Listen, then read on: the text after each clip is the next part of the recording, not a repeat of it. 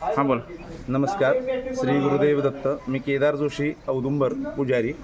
आज दत्त संप्रदायातील प्रमुख क्षेत्र असणाऱ्या श्री दत्त क्षेत्र औदुंबर येथे कृष्णा नदीच्या पाणी पातळीत वाढ झाल्यामुळे विमल पादुकांच्या वरती दत्त मंदिरामध्ये आज सकाळी पहाटे साधारणपणे 5:30च्या दरम्यान विमल पादुकांच्या वरती कृष्णा नदीचे पाणी आलेले आहे. आणि हा एक अभूतपूर्व सोहळा असतो इथल्या ग्रामस्थांच्यासाठी, दत्तभक्तांच्यासाठी. मंदिराच्या पादुकांच्या वरती पाणी आल्यानंतर त्या पादुकांच्या स्पर्श झालेल्या पाण्याला सर्वजण तीर्थ समजून त्या पाण्यामध्ये, तीर्थामध्ये सर्वजण आंघोळ करतात, त्या सोहळ्याचा आनंद घेतात.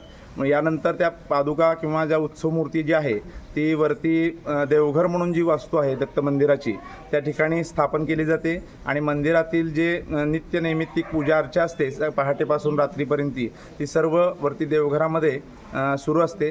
दत्तभक्तांना सूचना आहे की इथं गर्दी न करता दर्शनाची सोय देवघरामध्ये केली आहे, तिथं करायची आहे आणि प्रशासनाची योग्य ते सांगितलेल्या सूचनांचे पालन करायचे आहे. श्री गुरुदेव दत्त. लोकशाही मराठी ऐका, पहा, जागरूक रहा.